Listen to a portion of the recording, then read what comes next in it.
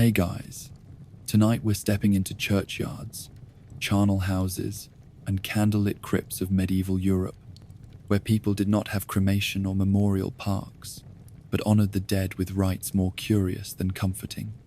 Forget the gentle funerals you see in modern films.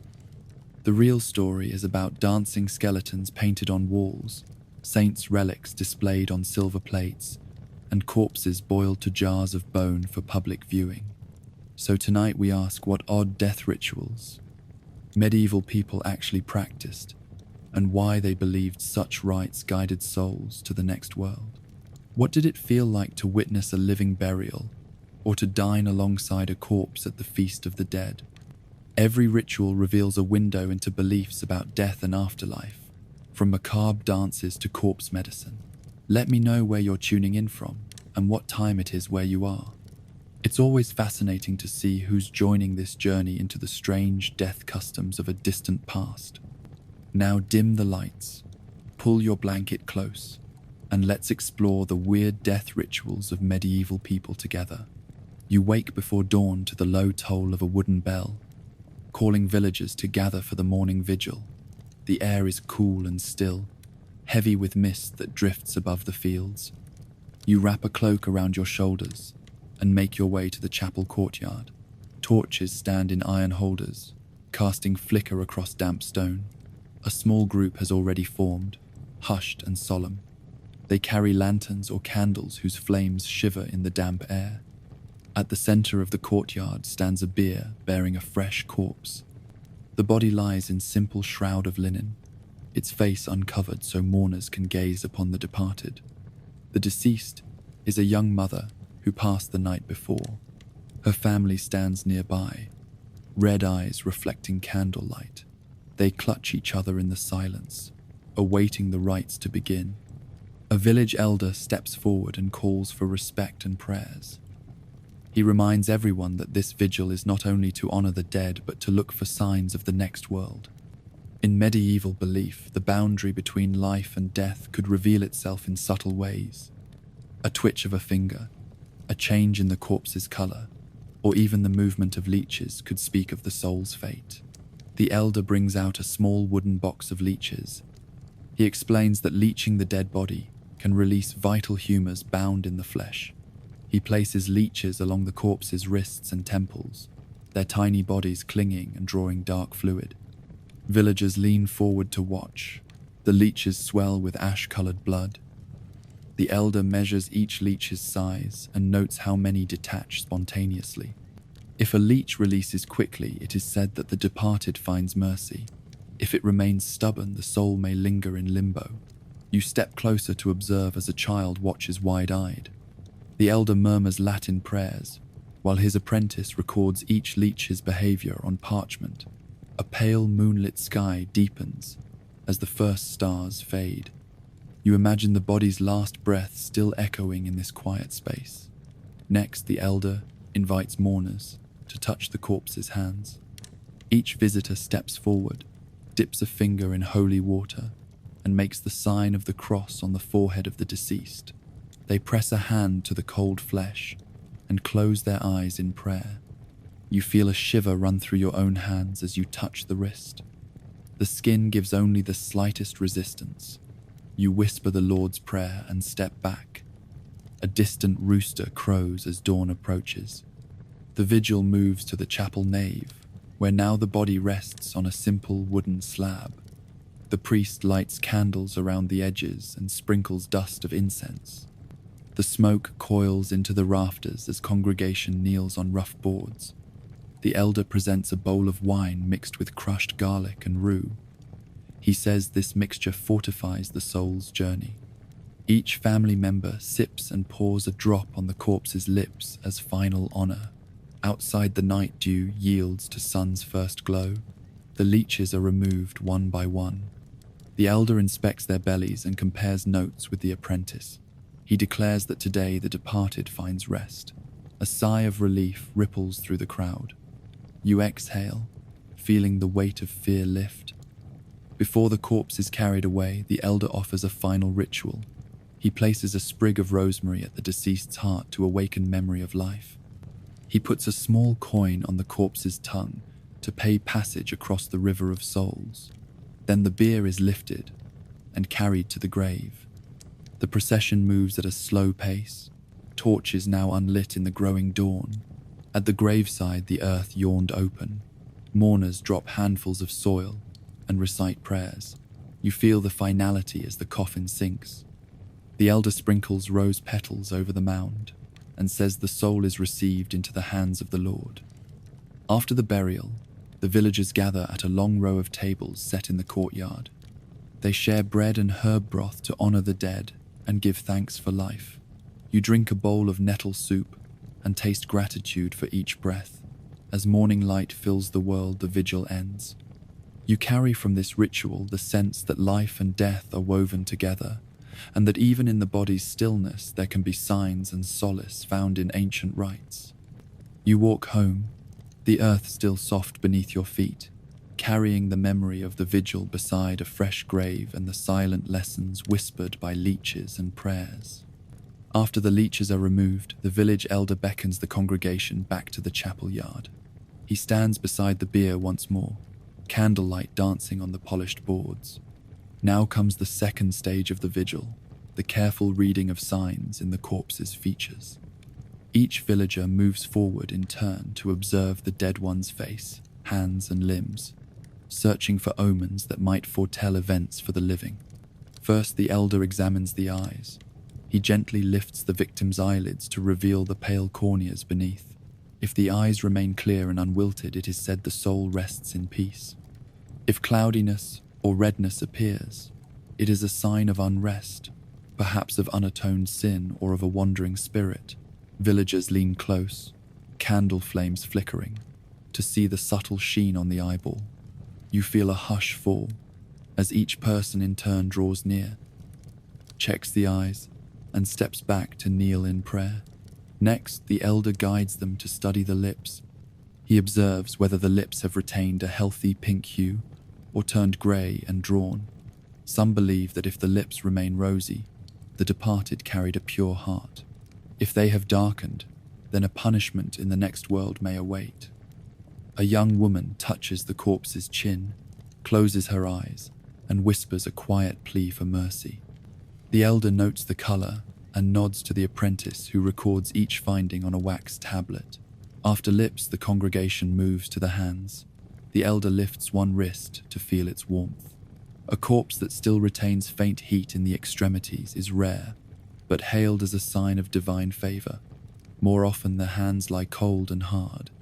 Yet even in rigor mortis, it is said that if the fingers relax slightly at a certain moment, the body signals release from earthly bondage. Villagers watch closely as the elder counts to 3, then flexes the fingers. Some gasp when a finger twitches free of its rigid curl. Others sigh at the stillness.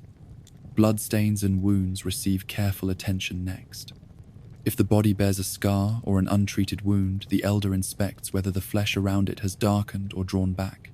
Blackened edges speak of foul humours and evil undone. Paler edges mean healing even in death, a final grace to the vessel that once held life. You draw near to see the sight of a bruise on the mother's arm. The elder places a sprig of hyssop against it. He says the herb cleanses the wound's memory and prays that any harm the bruise symbolized may be forgiven. A small group gathers to examine the body's posture. If the corpse's head rests straight upon the shoulders, it suggests the soul passes calmly onward. If the neck is twisted or the torso slumps to one side, it is taken as a sign of struggle. Pilgrims once found such bodies haunted by restless spirits in quiet nights. The elder straightens the head with gentle care and recites a blessing to guide the spirit's journey. Then comes the moment of the breath test. The elder places a small mirror beneath the corpse's nose. If a faint mist appears, it is said the body still draws breath of life, a miracle that theologians debate. Most of the time the mirror remains clear, but on rare occasions a small wisp of fog emerges, causing onlookers to cross themselves in awe and fear. You watch as the elder wipes the mirror clean and murmurs an Ave Maria. At last the elder invites each villager to leave a token beside the corpse. Some place coins minted with the saint's image. Others leave pieces of bread, cloves of garlic, or barley cakes. Each gift is an offering for the journey ahead. The tokens form a ring around the bier, small yet powerful symbols of faith and hope. You contribute a scrap of linen blessed at the altar, tying it to the wrist of the deceased as a final amulet. As the sky lightens to pale grey, the elder thanks the watchers and announces that the vigil's omens have spoken. He interprets the leech readings and the signs from eyes and lips as favourable. He proclaims that the departed soul has found mercy and that the living may look forward to a season of blessing. A cheer rises softly as villagers clasp each other's hands, gratitude shining in their eyes. The bier is carried to the grave once more, where the priest sprinkles holy water for the final time. The earth is cast in loamy handfuls until the mound is whole. Villagers place sprigs of rosemary atop the grave to signify remembrance. You kneel last, pressing your hand against the cool earth and whispering a prayer for peace. After the burial, the crowd disperses. Families drink hot broth of elderberry and honey in small bowls provided by the cook. Each sip warms the chest after the long vigil. You share bread sweetened with rose jam and feel your spirits rise with gratitude for life and for the rites that bind community to the mysteries of death. You leave the cemetery as the sun breaks through clouds, turning the world bright. The vigil beside a fresh corpse has taught you that death need not be fearsome. Through careful observation, prayer and tokens of faith, medieval people believed they guided the journey of souls and protected the living from unknown dangers. You walk home mindful of each omen noted and filled with respect for a world where life and death speak to each other in silent signs. You rise early and make your way to the edge of town where a chapel stands with walls painted floor to ceiling in a scene of living dance and death. The light through narrow windows is dim but flickers across the mural's lively figures. You stand before a row of painted corpses, each paired with a living partner. Nobles in fine robes waltz arm in arm with skeletons. A bishop in mitre and cope steps in time with a grinning corpse wearing his mitre. A merchant holds a skeleton hand as they circle a blind fiddler. Children peer up in awe as you trace the patterns of bones and silks painted in muted reds and blues. This is the dance macabre, or dance of death. You recall how the plague swept through villages, sparing no one. The mural reminds all that death comes to prince and pauper alike. You run your hand along the cool stone, feeling the weight of centuries of pilgrims who came to pray here. The fresco shows the living joined in motion with the dead. Arms and legs entwine in a grotesque harmony. Every painted foot is poised to step forward, to join the final revel at life's end. You step back from the mural and follow a path that leads into the town square. A wooden scaffold stands at its center. Bells toll and villagers gather in silence. From a side gate, pallbearers emerge, carrying a bier draped in black cloth. Upon it rests a gaunt figure wrapped in a shroud. Mourners close in tight circles around the bier. The village priest leads them in chant, his voice rising and falling like wind through reeds. The corpse is a man accused of grave sins. Now he is led through streets so that all may remember that the flesh returns to dust.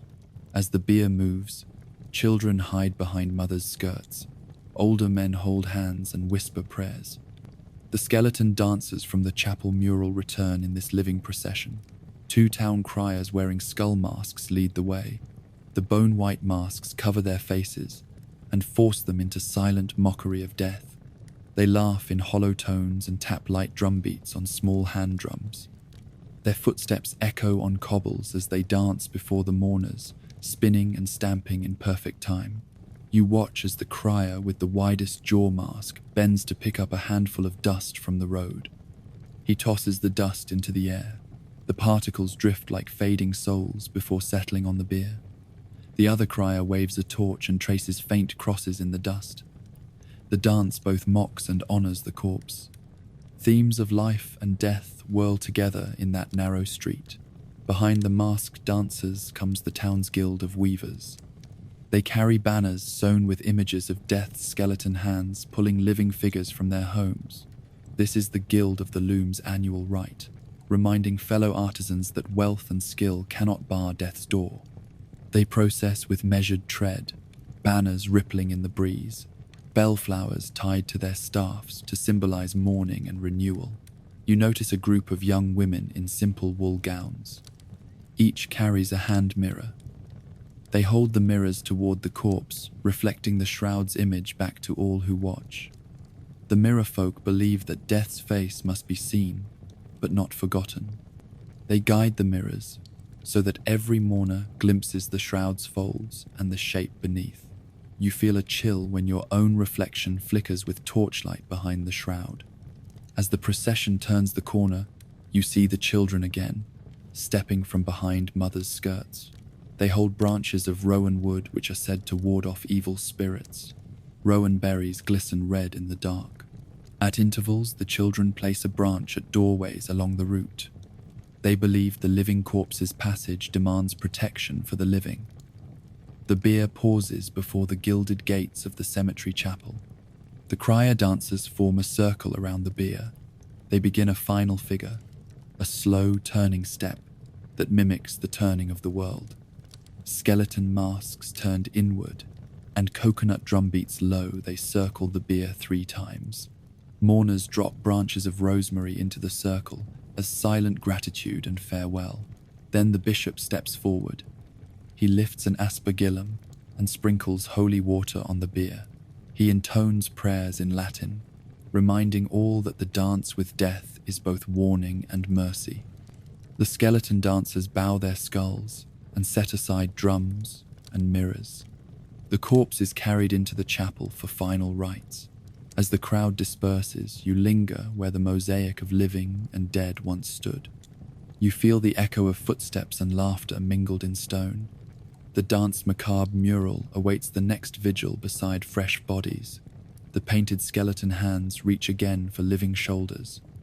The painted mirror holds the reflection of death's face. The painted dancers stand ready for the next procession through the streets. You leave the square with torches' glow fading behind you. The morning mist wraps the town in quiet. You think of the procession you witnessed. The masks, the banners, the dance, so strange to modern eyes. Yet you understand this medieval ritual-bound community and faith. In life's final hour, they walked with death to remind everyone of mortality's inevitability and mercy's power. You walk home beneath leaden sky. You gaze at rooftops half hidden by mist. You recall the flicker of torchlight and the rattle of bones in wooden masks. You think of how medieval people danced with death so that death would dance gently with them. You carry that thought across the cobbles, feeling the weight of history in every echoing footstep. As dust settles over the town, you hear drums beating in the square and see torches carried high as villagers gather for the evening revel. Tonight is the feast of the dead, when the living join in celebration of mortality, with masked dances and processions that riff on the dance macabre themes painted on chapel walls. You arrive to find a wooden platform erected before the market cross. Upon it stand performers wearing skull masks carved from wood and painted pale white. Their eye sockets are dark hollows that seem to follow you as you move. They wear simple robes of black linen that flutter as they raise and lower arms in measured rhythm. A fiddler begins a slow, haunting melody, and the masked dancers step forward in circle formation. Each skull mask is unique. One has a wreath of straw tied at its brow. Another wears a piece of tattered lace over one eye socket. A third bears a crude carving of a goat skull upon its temple. As the music picks up tempo, the dancers move in jerky motions, recalling a musical skeletons emerging from tombs. They spin their heads to the side and twist their arms at the elbow as though each joint is stiff with rigor mortis yet eager to move. The crowd claps in time, and some stamp their feet to urge the revelers on. Suddenly the music changes. A low drumbeat calls watchers closer. 2 performers break from the circle and begin a mock duel. One wears a mask painted like a knight's visage, and carries a wooden sword. The other is a skeleton king crowned with ivy. They spar in slow, deliberate strikes. Each blow makes a hollow echo as blade meets blade. The knight falls at the skeleton king's third blow and lies still upon the platform. A mourner dressed in white steps forward to wave a linen cloth across the knight's eyes. The skeleton king bows in mock triumph. The crowd gasps and then breaks into cheers as the mourning figure helps the fallen knight rise. The dance reminds all that death may claim us or spare us in equal measure. As darkness deepens, the revel moves through town to the market gates. A procession of lit torches forms behind the performers. The fiddler leads and the dancers follow, weaving through narrow lanes. Shopkeepers extinguish candles in windows to honor the ritual. Families watch from doorways, children clutching dolls wrapped in grave clothes. You notice an older woman holding up a small mirror toward the Skull King. She hopes to catch glimpses of her own reflection mixed with death's image. The procession halts at the edge of the old charnel yard. The yard gates stand open, revealing stacked bones and weathered crosses. The performers form a semicircle in front of the gates. The fiddler plays a somber tune as the crowd falls hush. Then, from inside the yard, two figures emerge carrying a bier draped in black. They set it down at the center of the semicircle. The drum resumes a slow rhythm. The dancers move toward the bier, and one by one touch its edges before retreating. Their masks gleam in the torchlight as they file past. Once all dancers have paid tribute, the Skull King lifts his crown and gestures for silence. The fiddler stops playing. A single voice recites a poem in old unrhymed lines. It speaks of flesh turned to dust and bones silent in the cold earth. The poem ends with a plea for mercy and forgiveness. The dancers then raise torches high and wheel around the bier in unison. The light illuminates the bones piled beyond the gates, as though they too are watching. The crowd feels the weight of mortality in that flickering glow. After the ritual poem, the fiddler strikes a lively tune, and the procession moves onward. Villagers are invited to join the dance. Several step forward, their own faces painted to mimic skulls with white chalk and soot. They learn simple steps from the masked dancers. Soon the entire yard echoes with the clack of wooden shoes and the squeal of the violin bow. Even the bones in the yard walls seem to sway in time. A young couple holding hands dips in and out of the circle. They glance at each other and laugh, as though the presence of death has drawn them closer in life. A group of elders watches, nodding approval at the way the dance breaks fear's grip and unites generations. You realize this celebration of death is also a celebration of life renewed each time the dance returns. When the dance ends, the procession moves back toward the town square. The performers remove their skull masks and distribute them to children who stand eager for tokens of the night. Each child holds a mask over one side of the face and peers through the empty eye socket. They practice slow steps as imitation dancers, learning that life and death move together. Back at the square, the feast begins. Long tables are set under torches. Dishes of barley cakes and spiced wine are passed amid laughter and conversation. A minstrel sings verses that compare the skeleton dancer to St. Peter counting souls at heaven's gate. Villagers raise mugs and cheer his wit. You help ladle bowls of nettle stew for those who fainted at the sight of masks and drums. As the feast draws to a close, the Skull King and his dancers reconvene for a final act. They wheel a cart painted with images of death's ferryboat. Upon it sits a carved figure of the ferryman wearing a hooded cloak and brandishing an oar. The dancers circle the cart, as if steering it through rough waters. They chant a refrain that speaks of crossing the river to the other side. The crowd joins in the song, their voices rising over the last strains of the fiddle. When the chant ends, the dancers lift their masks and bow. The ferryman figure is carried to the chapel gates and left beside the door. It will stand there until next year's feast. The skull pay tribute to him each night until the next vigil. The symbolism of river and boat in the dark hours lingers in your mind like a dream. Broken torches flicker out as the celebration winds down. You step away from the platform and through silent streets toward your home. You breathe in the cold night air and carry the echo of drum and fiddle in your bones. You feel the strange comfort of having danced with death and the relief of returning to life's warmth. At home, you place your own small mask on the mantel and sip a cup of spiced cider by candlelight. You taste the tang of apple and cinnamon and remember how the dance healed fear through beauty and ritual. You fall asleep dreaming of swirling skull masks and stepping lightly with the living hand in hand with silent bones. You rise before sunrise and make your way down a narrow lane that leads to the charnel house on the edge of the village cemetery. The air is cool and still. A low stone building stands half hidden by ivy and moss. Its small doorway is set beneath a weathered arch. You push the heavy wooden door open and step into dim light. Inside, the air smells faintly of earth and dust. Narrow windows high in the walls let in slants of pale dawn. The chamber beyond is filled with rows of shelves carved into stone. On each shelf lie piles of human bones, skulls and femurs stacked with careful attention to shape and size. A keeper of the charnel house greets you and carries a lantern whose flame flickers against the stone walls. He moves down the aisle between the shelves, lifting a skull and polishing its surface with a clean rag. He explains that when burial space in the churchyard grows scarce, the exhumed remains of the long dead are transferred here to make room for new graves. Bones are sorted and cleaned, then placed on these shelves so that each family's ancestors rest in a common repository. You follow him to a corner where a small bench and basin stand.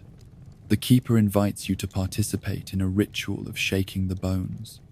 He selects a handful of larger femur bones and hands them to you. He says that the gentle rattle of bone on bone stirred in cloth is thought to awaken the soul and ensure its passage to the next world. You wrap the bones in a linen cloth and bring them close to your chest. Then you lift the bundle and shake it gently. The bones click and slide, a soft thunder in your hands. You feel the echo of centuries and the weight of each life once lived. Next, you lay the shaken bones in the basin. The keeper pours a scented vinegar rinse over them to purify the spirits. You see the vinegar darken as it runs over the bone. He sprinkles herb petals of rosemary and sage into the basin. The fragrance is strong and cleansing. He says that herbs honor the dead and protect the living from spirits that wander too long among mortal realms. After cleansing the bones, he guides you to reseat them on the shelves. You lift each skull and place it beside others from its family plot. The sockets peer back at you in quiet rows. You smooth the pile of vertebrae into even lines so that each bone rests firmly on the shelf. The keeper watches and nods his approval. He says that order here helps the soul find its place and reminds the living of their own mortality and duty to honor ancestors. A group of novices enters with bundles of linen strips and chalk. They kneel before certain shelves and draw crosses on the walls above. The crosses mark the names of holy days when special prayers will be offered for these souls. You kneel with them and recite a prayer for release from earthly shadows. The novices then drape white cloth around the bones to honor their memory. The cloth softens the sight of bare bone and offers a simple shroud in death's final home. As the sun rises higher, you join the keeper on a small platform at the back of the charnel house. From here, you gaze down lanes of bone shelves that stretch to each wall. You see patterns of skull and thigh bone, neat rows that look like silent sentinels. He explains that once a year on the Day of All Souls, villagers come to shake bones, pray, and leave offerings of bread, honey, and wine. They believe these acts sustain the dead on their journey and bring blessings to the living. You hear voices in the courtyard outside and step into the dawn. A low procession of villagers carries torches and small baskets. Each basket holds biscuits for the dead and bunches of yarrow and rue. They file into the charnel house in single file. You watch as each places a biscuit on a shelf and sprinkles rue at a skull's base. They bow in reverence, then step back. Some lean close to whisper a memory into a skull's ear socket. Others pause to place a candle on a shelf, its flicker reflecting in dark eye hollows. In the center of the charnel house, a novice rings a small bell and invites all to circle the bone shelves. Hands link as they move slowly. The rattling of bone resonates beneath their feet. A chanter leads a chant in Latin for rest and mercy. Voices rise and fall in echoing harmony. You raise your voice in unison and feel the unity of living and dead bound in this place. After the procession, the villagers exit and leave the charnel house in quiet order. You remain behind to help the keeper tidy the floor and sweep away fragments of bone. You carry shards of broken bone to the basin for cleansing. You wrap them in cloth and place them in a separate niche marked for fragments too small for full shelves. Before you leave, the keeper offers you a small token. He hands you a smooth thigh bone polished by many hands during past rituals. He says it will guide you to remember the cycle of life. You tuck the bone into your cloak. You step outside into bright morning sun. The charnel house door stands open, a threshold between earth and memory. You breathe deep and feel the lingering fragrance of vinegar and herbs. You know you have stepped close to death's quiet corridors and seen how medieval people honored and communes with the dead. You walk home through misty lanes carrying the thigh bone. You think of the ritual of shaking remains of ancestors, of cleansing bone with vinegar and herbs, of seating the dead on shelves in long-ordered lines. You sense how this practice shaped the community's view of life and death, binding each generation to those who came before. At home, you place the polished bone on your mantle as a reminder to honor those who lie beneath churchyard soil. You light a candle and whisper a prayer for them. You drift to sleep knowing that though the charnel house stands at the edge of the living world, its rituals bring comfort and continuity across the boundary of death. As morning light filters through the narrow window slats, you step back into the charnel house to witness the second ritual of the day, seating the dead among the living. The keeper leads you down a side aisle toward a stone bench carved into the wall. He explains that this bench serves as a seat for the souls whose bones lie on the shelves beside it. Villagers believe that inviting the dead to rest among the living in this way honors their memory and binds them more closely to the community. You watch as novices carry a small wooden stool draped with white linen into the center of the chamber. They place it before the bench. The keeper takes a sturdy skull from the shelf and sets it gently on the stool like a crowned head. He adjusts the white cloth beneath it, so the skull tilts forward slightly, as though listening to prayers. The novices step back and bow. Next, the keeper chooses a femur bone and places it upright in the stool's seat, so the skull rests securely. He says that erecting the bone gives strength to the spirit's new perch. You notice faint carvings on the bone's surface. An earlier keeper has inscribed symbols of faith and protection along its shaft. These carvings remind viewers that the bones belong to a sacred ride between worlds. A small group of pilgrims crowds near the bench. Each pilgrim holds a lit candle. They approach in turn to speak a prayer or whisper a memory to the skull. One elderly man touches the jawbone and recounts how in youth he spoke with the departed by firelight. A mother leans forward and murmurs her child's first words to the skull, hoping the echo travels across realms. You feel the hush of reverence and hear the soft tap of bone on cloth as each pilgrim settles the skull more firmly into place. After the pilgrims depart, the keeper invites you to seat another ancestor. He hands you a basket containing a polished tibia. You bow your head in respect and carry it to the stool. You balance the bone upright and then select a second skull from a shelf. You place the skull atop the bone like a helmet. The novices light fresh candles at each corner of the stool and leave them to drip wax into small wells carved into the stone floor. Once two ancestors are seated, the keeper rings a small bell to call watchers to silent prayer. He invites all to kneel before the bench and ask for guidance. The hush is broken only by the faint drip of wax and the soft stir of robes. You close your eyes and hear distant birds singing outside. You sense that in this moment, living and dead share space and breath. When the prayer ends, the keeper leads the group in a procession through the charnel house. Each person carries a small token for the seated bones. You hold a sprig of lavender and lay it at the foot of the stool. Others leave coins or scraps of cloth. A weaver places a length of thread to remind the dead of life's tapestry. The tokens create a ring of offerings around the seated remains. At the far wall, you see another bench carved with niches sized for skulls. The keeper explains that over years, many benches are filled as bones cycle through exhumation and reburial. He points to a niche that bears deep initials carved by a later generation keeper. The initials mark a soul whose bones were laid to rest and later reclaimed during a plague, and then returned to the charnel house for seating before final burial. Now the keeper shows you the final stage of seating ritual. He brings in a shallow trough of water infused with rose petals and rosemary sprigs. He dips a linen cloth into the fragrant water and presses it gently against each seated skull. The roses symbolize love and remembrance. The rosemary stands for memory. He then sprinkles grain of rice and barley around the stool's base. Each grain represents a prayer and a wish for the soul's nourishment in the eternal realm. A novice steps forward holding a wooden tray of barley cakes. These cakes are baked the night before with water and barley flour only. You taste one and find it bland yet sustaining.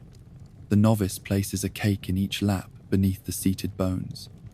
The cakes rest there until the next feast of All Souls, when they will be collected and shared among the poor in the name of the seated dead. With the rites complete, the bench feels transformed. Once a simple stone seat, it is now a shrine of ancestors. The flickering candles cast dancing patterns across skulls and bones, stacked like watchful sentinels on shelves. You sense the weight of generations gathered here, each bone and skull part of a living memory passed down through ritual. Outside the charnel house, you see villagers awaiting the return of the procession. A child asks his mother why the bones dwell here. She tells him that these are their forebears, and that by seating them they are never forgotten. The child nods gravely and touches the mother's arm. You realize that this ritual, as strange as it seems, anchors the community in shared identity and respect. You step away from the charnel house and feel the sun's warmth break through morning clouds. You carry with you the image of bones seated on benches, candles flickering, tokens scattered at their feet. You imagine returning at the next feast of All Souls to see how many more ancestors have been seated, how tokens have grown, and how the bench becomes a tapestry of devotion. That day you help at the church kitchen where barley cakes are baked and wrapped in linen for distribution. You taste dough warmed by fire and feel gratitude for every small loaf. You prepare jugs of rose water for blessings. As evening approaches, you return once more to the charnel house. The sun sinks low, and torches are lit along the path. You walk the aisle toward the seated bones and bow your head in silence. The candles glow warmly, and the memory of morning's ritual still lingers. You whisper a final prayer of thanks for ancestors entrusted to this house, for the comfort of seating the dead so that none are forgotten. You depart beneath the archway, feeling the weight of memory and the peace of knowing that even in death community remains. The ritual of seating the dead, of shaking their bones, of cleansing and token offerings, has bound you to a timeless circle of life and death that medieval people honored with reverence and care. You enter the narrow stone chamber where the village apothecary stores his most unusual powders and salves. Shelves carved into the wall hold jars of dried herbs alongside curious pots filled with finely ground bone and teeth. A large mortar and pestle stands at the center of a wooden table, streaked with ochre and ivory dust. The apothecary greets you and explains that today you will learn how medieval healers prepared remedies from the remains of the departed. He gestures toward a sealed chest bound in iron. With careful movements, he lifts the lid, and reveals neatly stacked femur bones from an ancient burial site. The bones are clean and brittle. He selects one and taps it gently, causing a soft echo. Your heart quickens. You know that turning human bones into medicine is a practice born of necessity and fear. Yet it was once regarded as a powerful cure. The apothecary places the bone in the mortar and begins to grind with the heavy pestle. Each stroke releases a fine white powder that drifts in the beam of light from a small window. You lean forward to inhale. The scent is faint and earthy. He grinds until the powder resembles flour. Then he sifts it through a linen cloth to remove larger fragments. The smooth powder collects in a bowl. He mixes a spoonful of bone dust into a small vial of strong red wine. He stirs gently and hands you the mixture. He says that bone powder in wine was used to calm convulsions and treat epilepsy. You taste a drop. The flavor is bitter and metallic. You swallow and feel a peculiar warmth in your mouth. The apothecary nods and adds a touch of honey to the next batch to make it easier to swallow. Next, he brings out fragments of skull, polished smooth by time. He powders them as well, sifting until the dust is fine. He combines this powder with crushed rose petals and powdered clove. The resulting blend is fragrant with spice and faintly floral. He mixes it into a salve of rendered animal fat. He applies a small smear to his own wrist, then presses a linen bandage over it. He explains that this ointment was applied to wounds to speed healer-joying and prevent infection. The powder of skull was believed to draw out harmful humors and promote new flesh. You watch as he moves to a wooden cabinet and pulls forth a leather pouch containing dried liver from a long-deceased saint. He crumbles the dried flesh and grinds it with rock salt and powdered myrrh. The scent is strong and pungent. He places the mixture into a small jar and labels it for use in treating liver complaints and jaundice. He says that the memory of the saint's healing was thought to imbue the medicine with special power. The apothecary then prepares mummy powder. He opens a small coffer containing fragments of embalmed remains brought from distant lands. The wrappings have dissolved, leaving pieces of preserved flesh and resin hardened into brittle lumps. He breaks these into smaller fragments and grinds them with charcoal and powdered cinnamon. The resulting dark powder has an acrid, sweet aroma. He weighs out a pinch and mixes it into a draught of warm ale.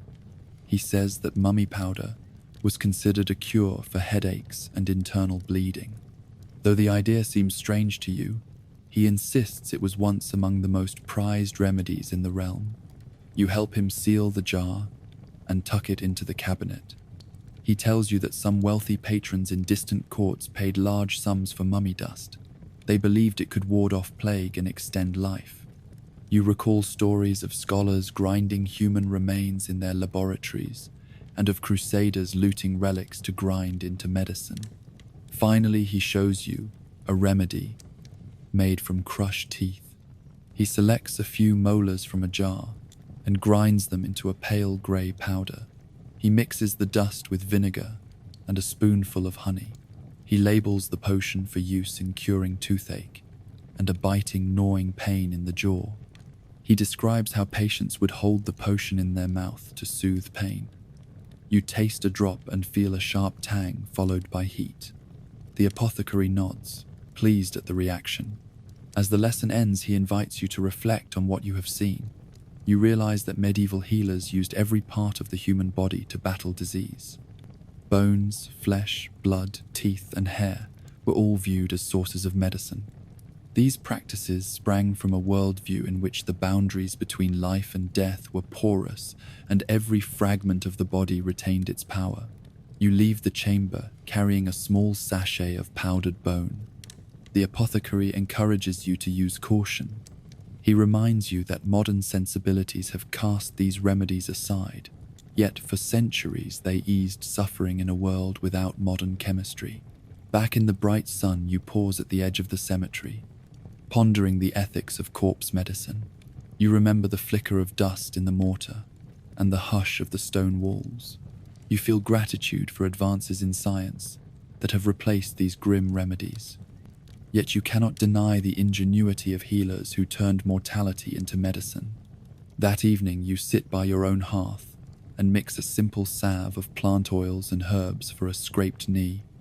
You dip your finger into the salve and apply it gently. You think of crushed bone and mummy powder and marvel at how medicine has changed. You place the small sachet of bone powder on your mantle as a reminder of the strange chapter in medical history you witnessed. You drift to sleep and dream of grinding pestles and secret coffered bones. You dream of blending flesh and resin into remedies, and of prayers offered to saints to guide each application. You wake determined to respect the past while embracing the medicines of the future. As dawn breaks, you return to the apothecary's workshop for the second stage in corpse medicine practice, when these powders are applied to the living. The workshop bustles with herbs drying on strings, jars of vinegar and oil lining shelves, and mortars of every size waiting for new mixtures. The apothecary greets you and gestures toward the long work table, where a patient waits wrapped in blankets. The patient is a farmer who fell from his cart and suffered a deep gash across his forearm. The wound is slow to heal. Conventional salves had only brought mild relief. Today, the apothecary will prepare a bone salve made from freshly ground skull powder mixed with rosemary and clarified butter. He invites you to help with each step. First, he pours a ladle of clarified butter into a small pot and heats it over gentle coals. The butter melts to pale gold. He stirs in a spoonful of fine skull powder, the white dust disappearing into the fat. You inhale the scent of earth and warmth. Next, he adds freshly chopped rosemary leaves, their fragrance rising in sharp bursts. He stirs until the blend is smooth, then pours the hot salve into a shallow bowl. He sets it to cool until the texture is spreadable like soft dough. You wash the farmer's wound with clean linen and cool vinegar. He winces as the vinegar stings the bruised skin. You pat the area dry. The apothecary dips a finger into the cooled bone salve and presses it gently into the gash. The thick paste clings to the flesh and seals the wound from air. He covers it with linen strips and ties them snugly. He instructs the farmer to rest and return at sunset so the salve can be reapplied. You feel the weight of tradition in this unguent made from human remains and herbs, a blend of flesh memory and living green growth. Next, the apothecary shows you a remedy for gout using powdered mummy resin mixed with wine and honey. He pours red wine into a cup, adds a teaspoon of mummy powder, and a drizzle of honey. He hands the cup to an elderly woman whose joints ache. She sips slowly and feels warmth spread from her throat to her limbs. He instructs her to drink this potion each morning for a week. She thanks him and leaves cradling the cup as she might a newborn child. A young soldier steps forward with a bandaged leg. A fragment of bone from a green oak had pierced his shin. He still limps, and the wound has become inflamed. The apothecary prepares a poultice of powdered tooth dust, blended with grated onion and water. The onion's layers add moisture and antiseptic quality, while the tooth dust draws out bone fragments and infection. You help apply the grey pulp to the wound. The soldier winces, then relaxes, as the paste cools on his skin. He nods approval and vows to return before dawn tomorrow. You notice a jar of ruby-red liquid on the shelf. The apothecary explains that it is heart's blood of a late night distilled and mixed with saffron water. A small measure of this cordial is given to those with fainting spells or a troubled heart. He pours a thimbleful into a silver spoon and offers it to a young mother who feels weak after childbirth. She drinks, and her cheeks flush as warmth spreads through her chest. You see gratitude in her eyes as she clasps the spoon to her chest in thanks. Meanwhile, a shepherd arrives with his mastiff. The dog's coat is matted around a wound that refuses to close. The apothecary asks for a strip of linen and grinds bone powder to mix with fresh milk. He warms the mixture slightly and wraps it in linen to form a compress. You help bind the compress around the dog's wound. The shepherd strokes the mastiff's head and whispers words of comfort. The animal licks the plaster once before, settling quietly at the shepherd's feet. Across the room, a scholar kneels before a bowl of water, into which crushed scalp hair from a saint has been thrown. The apothecary stirs the water, releasing faint strands that drift like seaweed. The scholar dips a thread in the water and ties it around his wrist. He believes the saint's hair in the water will guard his memory during long nights of study. He thanks you for holding the candle as he recites a prayer of dedication. In the corner, the apothecary displays a set of tooth powders, offered in small ceramic pots. Each pot bears a label in Latin for each remedy's use. You taste a crumb of the mint leaf and powdered tooth blend meant for toothache. It numbs the tongue and eases pain. You leave it on your tongue for a moment and feel the cool mint contrast the grainy tooth powder. Later, the apothecary prepares a ceremonial remedy from human bone for the village elder. He grinds a thick powder of rib and mixes it with a handful of powdered fig seed and pomegranate rind. He prepares a small cake from this mix, bound with honey. He instructs the elder to eat the cake at dawn. When the sun rises on the east horizon, the elder takes the cake and smiles. He says that these rituals renew faith in body as well as soul. As midday approaches, you help scrub the apothecary's tools in vinegar and ash. You carry mops of linen and buckets of water to clean bone dust and salve splatters from the floor. The apothecary reminds you to respect these remedies, even if they seem strange. He says that medicine arises from every corner of belief and practice, and that the boundary between life and death yields powerful cures. You step outside into bright light and carry the memory of bone paste and mummy potion. You recall each patient who gratefully accepted these strange remedies. You think of how medieval healers melded human remains and natural elements to fight illness and pain. That evening, you sit by your hearth and mix a simple herbal oil from arnica and chamomile for a bruise on your own arm. You spread the oil gently and feel its soothing warmth. You think of the apothecary's bone salve and mummy cordial and marvel at how far medicine has come. As you drift to sleep, you dream of grinding pestles, dusty powders, and healing rites that blend life and death. You awaken with gratitude for healing, grounded in science and respect for the strange legacy of corpse medicine that once soothed bodies and bound communities with solemn reverence. You rise before the sun and walk through silent streets toward the parish churchyard. Mists cling to the grass as torchlight flickers at the entrance to the bone church beyond the chancel. Today is the day of coffin rotation, when family vaults are opened to make space for new burials. You join a small procession of gravediggers, sextons, and relatives carrying shovels, lanterns, and linen shrouds. At the edge of the churchyard stands a low stone building with a heavy oak door. Above it is carved a memento mori skull and crossbones. This is the ossuary or bone church, where the skeletal remains of past generations are gathered and reburied beneath its vaulted roof. Inside, you see a rough stone bench and shelves heaped with weathered bones. The air smells faintly of damp earth and time itself.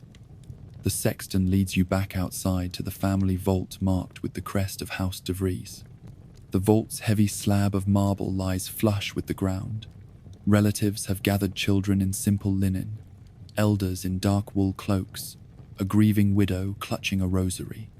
They kneel as the sexton sets a shovel to the earth.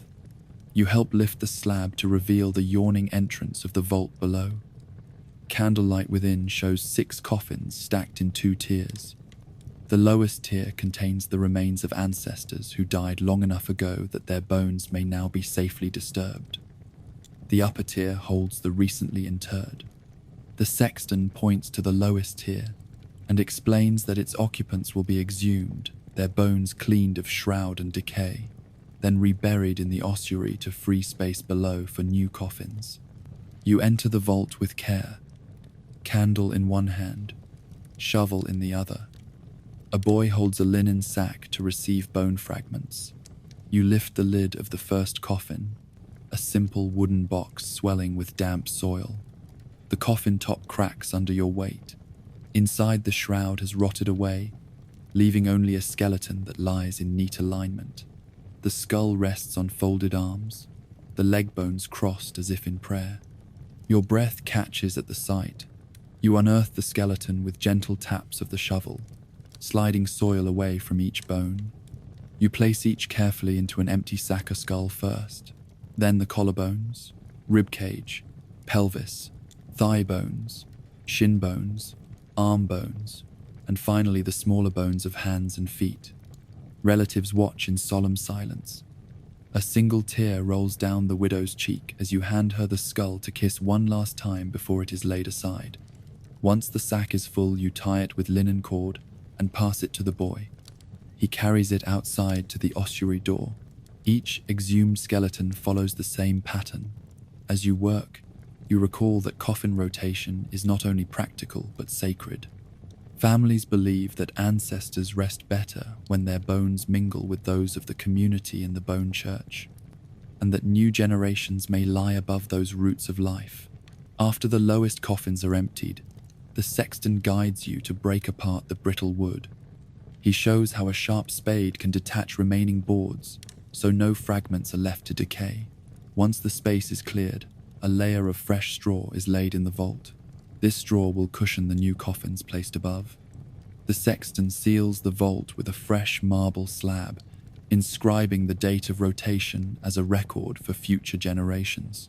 You leave the vault and carry a bone sack to the ossuary. Inside the bone church, candlelight reveals the bones arranged in decorative patterns along the walls. Skulls form crosses under narrow windows. Hip bones create floral motifs above doorways. You help a gravedigger wheel a cart laden with sacks into the center of the church. He opens each sack and empties the bones onto a prepared stone bench. A bone carver steps forward to sort and clean each skull and long bone. He scrapes away moss and earth until each bone gleams pale white. You see his skilled hands cradle vertebrae as if shaping clay. Once cleaned, he sorts them according to size and shape. Smaller bones go into one pile, long bones into another. Each bone will find its place in the ossuary walls. You assist in placing thigh bones vertically between pillars to form supportive columns. You lay vertebrae in tight rows to fill gaps. Skulls are set into niches, each facing the nave as silent sentinels. The bone church takes on a haunting beauty as the walls grow thicker with centuries of life's remnants. Relatives gather to watch and whisper prayers as their ancestors are rearranged. Some leave small tokens, dried flowers, tokens of cloth tucked beside favorite skulls. A child places a pebble at the feet of a bone she believes is her great-great-grandmother. The crowd bows their heads as though in formal ceremony. When the last sack is emptied and the final bone laid, the sexton rings a small bell to signal completion. He leads the visitors to an alcove where a holy water font stands. He blesses the bones with water and incense. The scent drifts upward, mingling with the chill of stone and the hush of candlelight. At the bone church entrance, villagers pause to take candles and light them at a communal altar. They join in singing the hymn of remembrance. Voices echo against the vaulted ceiling as they pray for mercy and renewal. You raise your candle and feel its warmth in your palm, a contrast to the pallid bones around you. As the hymn ends, you exit into moonlit night. The bone church's thresholds glow with candlelight. You carry your unspent candle home with you. Along the path, you think of how every coffin rotation frees space in the churchyard and honors ancestors in a sacred collective. The bones of many mingle here, each one a testament to mortality and communal memory. Back in your own home, you place the candle by your bedside. You recall the work of peeling soil from bones, stacking remains in the ossuary, and blessing each ancestor's memory. You drift to sleep, hearing the hollow rattle of bone and the soft clink of candle flames. You wake with dawn and head once more to the charnel house to assist with future rotations. You feel gratitude that this ritual of exhumation and reburial gives new generations a place to rest and ties the living to those who came before. In the rhythms of death and renewal, you glimpse a circle unbroken, a testament carved in bone that endures long after flesh has returned to dust. As dawn breaks over the cemetery's edge, you return to the ossuary for the second phase of coffin rotation rites, when all bones exhumed yesterday are laid to rest in the communal bone church. A lantern lights your way through the dew-soaked grass. You step across the threshold of the ossuary and feel a hush settle over you, as though you cross from life's bustle into a place beyond time. Inside the vaulted chamber, lamps hang from iron chains. Their glow reveals bone stacks rising like silent ridges against the stone walls. The air is chilly with the breath of old graves.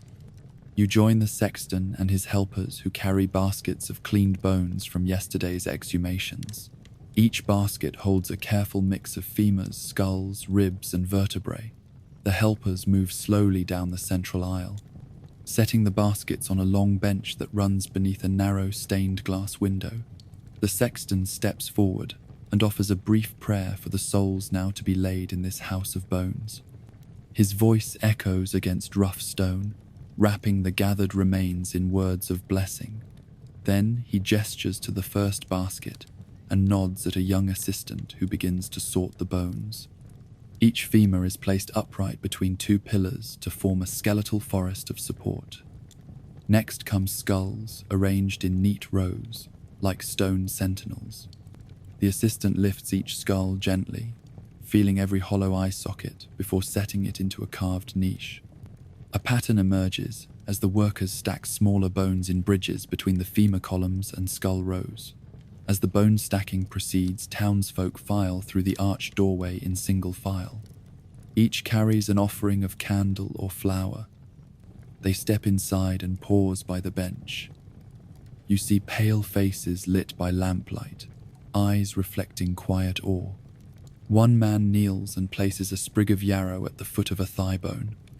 A woman leaves a small loaf of barley bread at a skull's side. Children set down shells of snail eggs collected at dawn. Each token adds personal meaning to the ritual, connecting living and dead in a shared tapestry of memory. The sexton invites those who wish to speak to step forward. A widow bows beside a skull and addresses it in soft words. She reminds the spirit of kindness and childhood laughter. She promises remembrance at each feast of all souls. A veteran soldier offers thanks for life spared in battle. He places a rusted arrowhead by a bone beneath the arch. The slow process honors each visitor's unique bond with those now at rest. Once all tokens are placed, the sexton rings a silver bell. Its clear note reverberates through the ossuary, stirring the dust motes into tiny dance. He calls all to join in the singing of a hymn for the dead. Voices rise slowly, then build into a chorus that fills the vaulted space. Each stanza speaks of life's fleeting breath and faith in resurrection. The singing warms the chill air as echoes rise to meet the vaulted ceiling. After the hymn, the sexton leads a final circuit of the church. Helpers follow, carrying lanterns and sweeping stray dust from the stone floor. They whisper prayers at each altar niche and refresh candles at every corner. The bone stacks gleam pale white in lamplight, each bone laid with careful reverence. The ritual completes when the sexton sprinkles holy water over the bones, brushing away dust and blessing each fragment as part of the living community. With the bones settled, the ossuary doors close behind you with a deep echo. Outside, the morning sun breaks through mist. You walk home beneath shafts of gold light, your steps soft on dew-dipped grass. You carry with you the hallowed feeling of having shared in the rites that bind generations beyond the grave. At your hearth, you tuck a small yarrow sprig under your pillow to honor the day's ritual. You think of how coffin rotation and ossuary rites give final rest to many, making place for new life above ground, while offering a communal resting place below. Medieval people faced death daily, yet found ways to weave it into life's fabric with solemnity and care. You drift to sleep with visions of stacked bones and quiet hymns, grateful that these strange rites gave peace to countless souls and comfort to the living who remembered them. You rise before dawn and follow a narrow trail through the ancient forest toward a remote hermitage carved into rock. The air is cold and still. Moss carpets the stones and small birds flit overhead. At the mouth of a cavern, you find the hermit you came to visit. He sits beside a simple stone altar, wearing only coarse linen and a cord of rope around his waist. His eyes are calm and radiant with purpose. He greets you in a soft voice and offers a bowl of water infused with pine needles. You drink and feel the sharp freshness warm your chest. The hermit explains that he prepares for the great passage by limiting all comforts. He has fasted on wild plants and roots for many months, and now approaches the final act of self-mummification to preserve his body in death as a holy relic. He leads you deeper into the cavern where a small crypt lies. The walls are bare stone, and the floor holds a shallow depression shaped to fit the human form. A low vaulted ceiling rises above. In one corner stand earthenware jars filled with herbs and resins gathered during his wanderings. In another are small wooden boxes containing scrolls of prayers and chants he has composed. The hermit shows you the first part of his final preparation.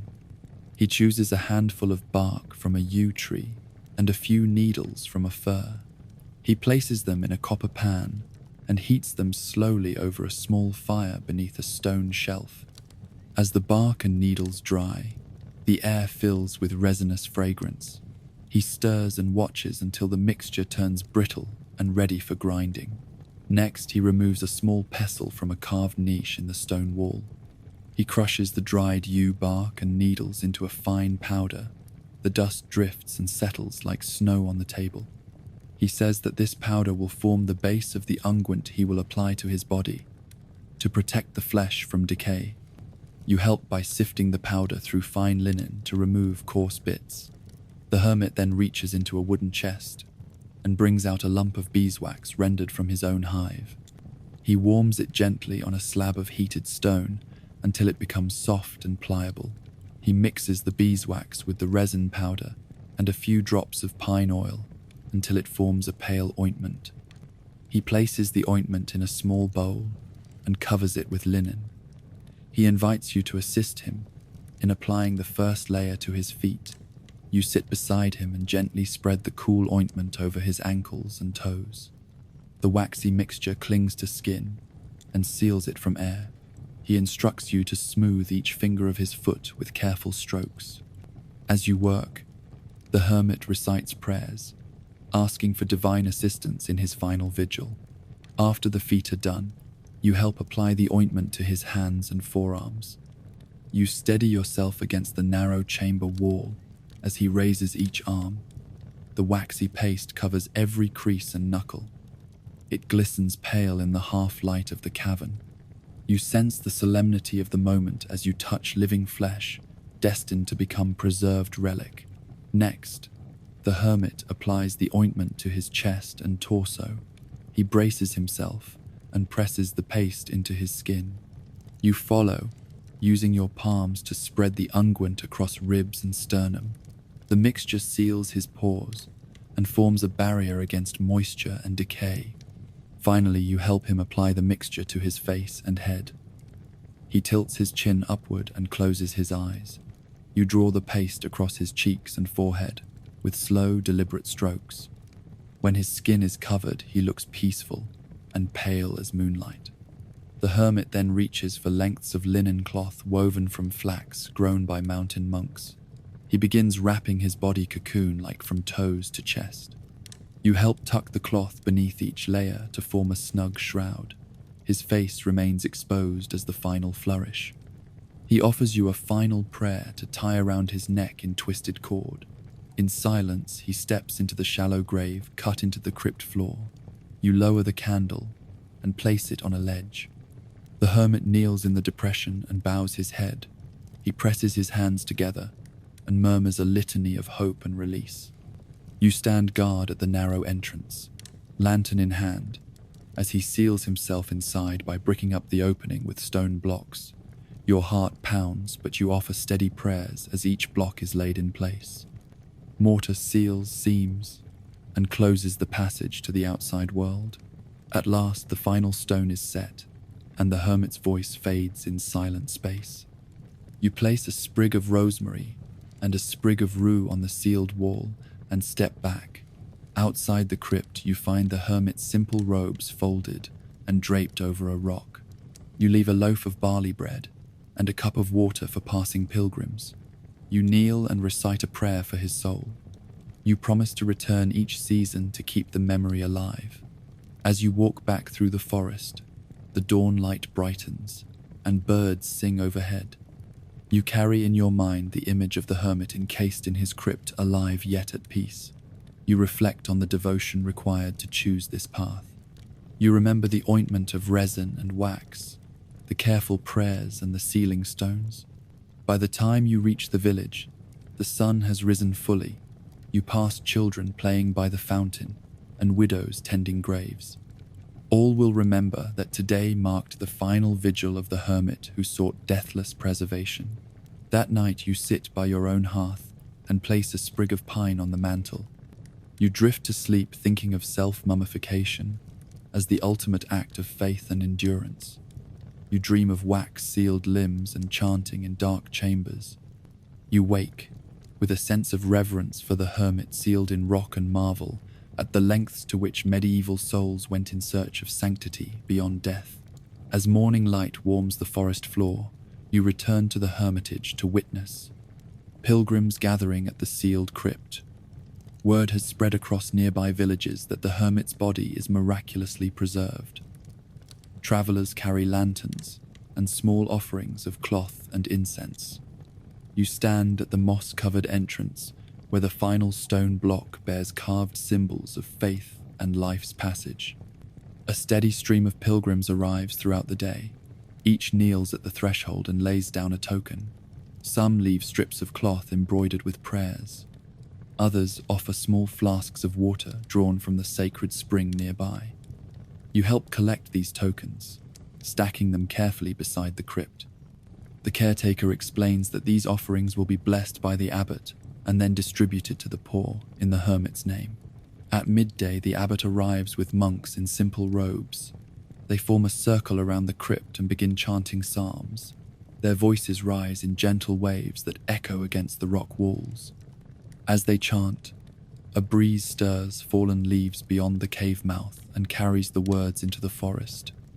Pilgrims join hands and repeat the refrain of mercy and thanksgiving. You feel your heart lifted by the shared devotion. After the chanting, the abbot sprinkles holy water on the sealed stones. He blesses each token and the flow of pilgrims. The caretaker gathers the tokens for later distribution. You assist by wrapping cloth bundles for the poor. The abbot then speaks of miracles and the holy path the hermit walked. He urges all to live lives of selflessness and prayer. Following the blessing, pilgrims file past the crypt one by one for a final glimpse of the sealed entrance. Some press their foreheads to the cool stone. Others trace the carved symbols with reverent fingers.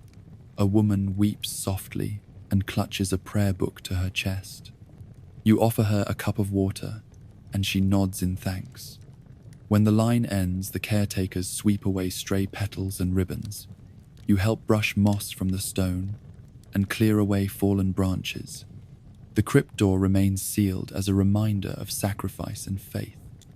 At dusk, the abbot returns with oil and spices to anoint the threshold. He anoints the stone with blessed oil, so the crypt remains sanctified against decay and desecration. At twilight, you light a single candle before the hermit's crypt. You kneel and whisper a prayer for the soul preserved within. You recall how you helped apply the resin ointment and saw the hermit sealed alive. You feel humbled by his devotions and amazed that his body endures without corruption. On your way back to the village, you encounter a woman whose child lies ill. She carries a cloth blessed in the crypt. She ties it around her child's wrist and swears the hermit's preservation will bring healing. You offer her a barley cake, blessed by the abbot. She nods and moves on, hope lighting her face. Night falls, and villagers gather at the chapel for vespers. They light candles and sing hymns of resurrection. The hermit's vigil has become a beacon of hope even for those who did not believe he would succeed in his quest. You think of how his self-mummification has transformed a solitary journey into a communal source of faith. In the days that follow, the tokens collected at the crypt are brought to the poorhouse. The abbot distributes the cloth strips as bandages for wounds.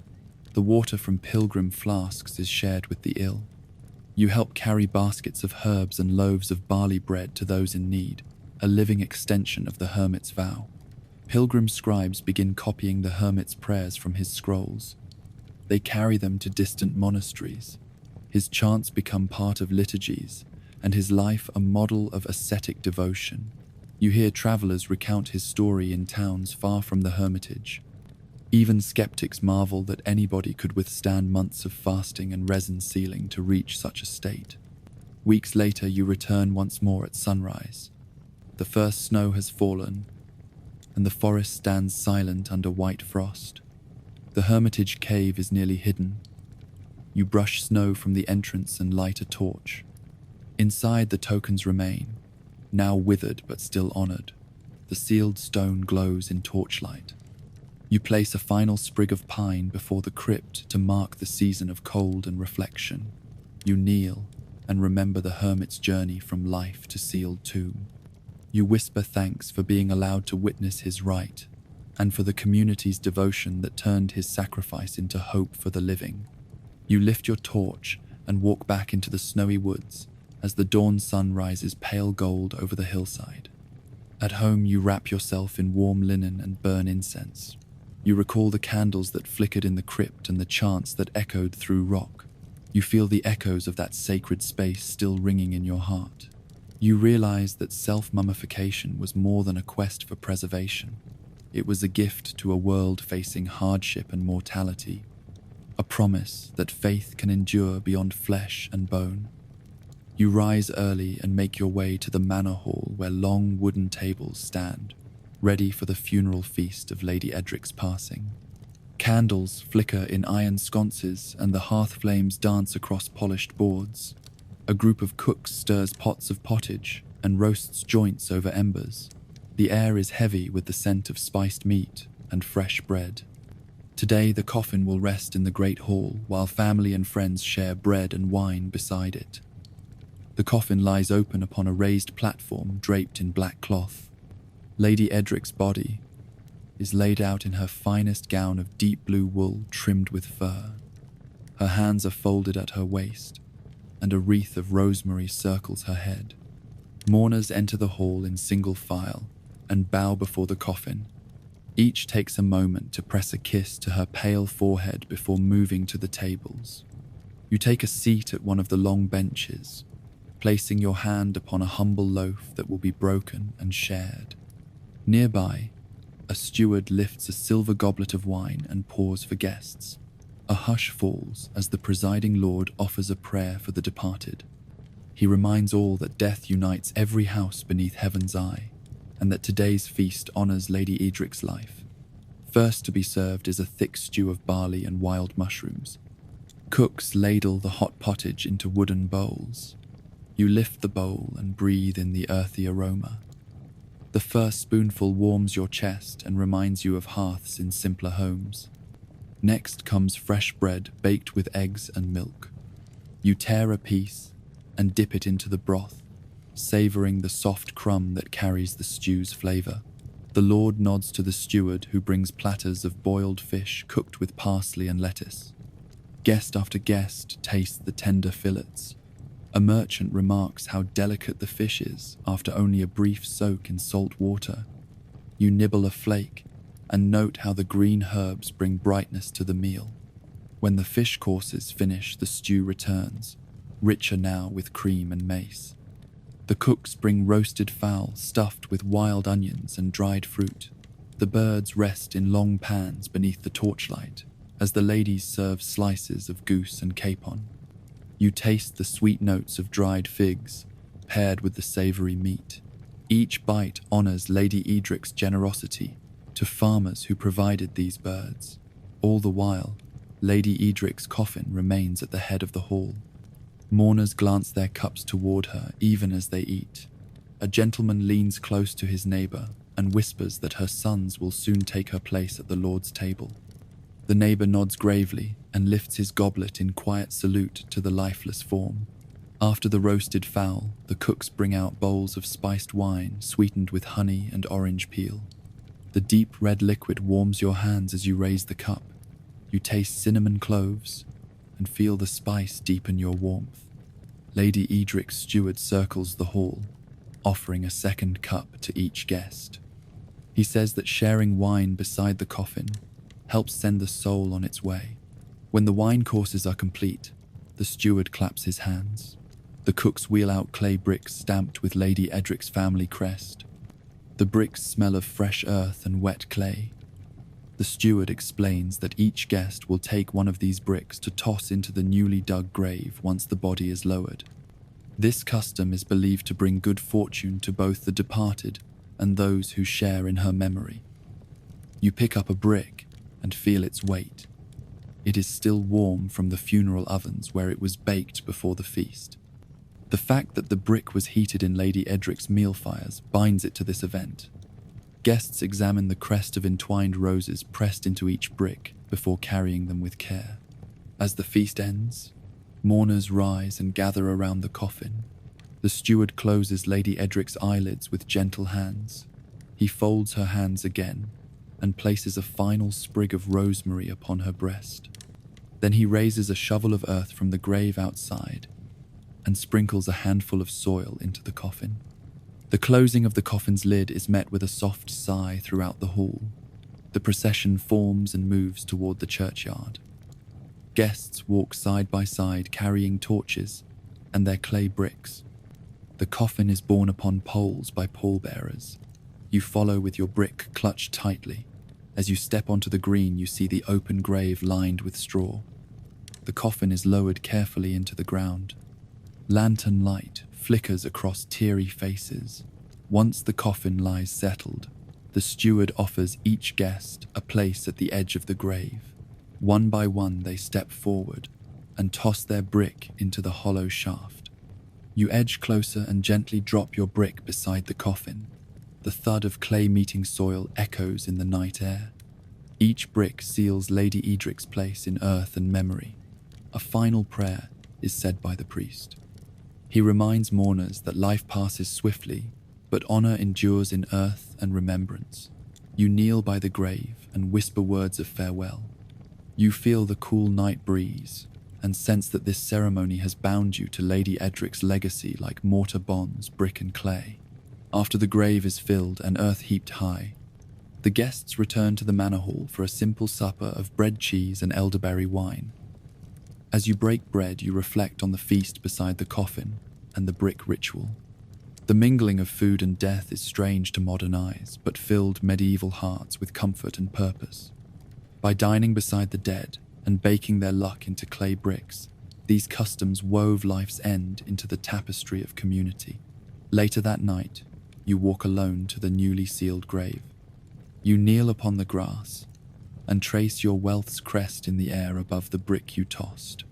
You promise to remember Lady Edric's kindness and uphold her name. You stand and place a handful of fresh rosemary you carried from the feast upon the mound. You return home beneath starlit sky. You feel gratitude for food shared in sorrow and community bound in life's final moments. You carry within you the memory of roast birds, wine, and clay bricks tossed in farewell. You drift to sleep contemplating how medieval customs embraced death and honored the departed through feasts and simple clay. You awake to an eerie quiet over fields that once rang with children's laughter. The Black Death has reached this parish, and villagers speak in hushed tones of loved ones lost overnight. Bodies lie where they fell, and the ground itself seems to mourn each fresh death. You make your way to the churchyard where a team of gravediggers stands ready by a great pit dug in the earth. The pit is more a trench than a grave, wide enough to hold dozens of corpses and deep enough to spare the living from the stench rising on hot days. The sexton calls the team to order. He reminds them that time is short and that each soul must be committed with prayer and haste. Villagers stand at the edge of the pit holding shovels and blankets. Many come to say final farewells before a loved one is laid beside strangers.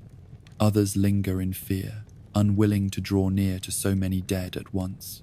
A vendor brings a cart of linen shrouds and hands them to the sexton. Each body will be wrapped in cloth before burial to maintain dignity, even in mass interment. The first shroud is unfolded carefully and laid beside the pit. A mourner kneels to wrap the corpse of her father. His skin is drawn tight and his mouth open in final gasp. She binds his wrists and shrouds him head to toe, then stands and crosses herself. You hold the corners of the cloth and help slide her father into the pit beside bodies already buried a day earlier. Next, a team lifts the body of a young woman from a makeshift bed in her cottage. She died clutching a wooden crucifix. They wrap her in linen and carry her to the trench. You watch as her brother steps forward, places a hand on her shroud, and whispers prayers of comfort. He releases the cloth, and you ease the remains into the pit where they rest atop the layered earth of others whose names are unknown. As the trench fills with bodies, the sexton moves down the line calling out prayers. In the name of the Father, Amen.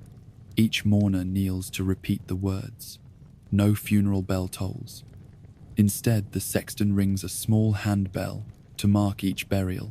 The cracked note echoes over fields now silent of birdsong. When 20 bodies are laid, the gravediggers shovel earth into the pit in thick clods. You help pack the soil around arms and legs until the final shroud is covered. The sexton sprinkles holy water from a small vial, murmuring words of absolution. The shrub of rosemary is pressed into the mound for remembrance. Mourners drift away, exhausted by grief. Some return to their homes to light candles and pray for deliverance. Others join the next group, waiting to bury more victims. The pit is restless, as though it breathes with memory of every soul laid to rest here. As midday heat rises, more bodies arrive. A cart stuffed with corpses, stacked like logs, rumbles along the lane.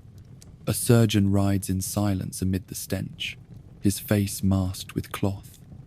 He raises gloved hands in farewell before the bodies are unwrapped and placed in the trench. You assist in folding each shroud and slipping the body into the pit. You feel the weight of each life you touch, each body a person once full of laughter and hope. By afternoon, the trench demands rest and deeper digging. The sexton calls for fresh water and wine for the gravediggers. Each takes a draught of sour wine to steady hunger and stifle dread. You share a cup and feel gratitude for simple refreshment amid horror. Villagers gather at the chapel for midday prayers. They stand in spaced lines, bowed heads beneath wooden beams.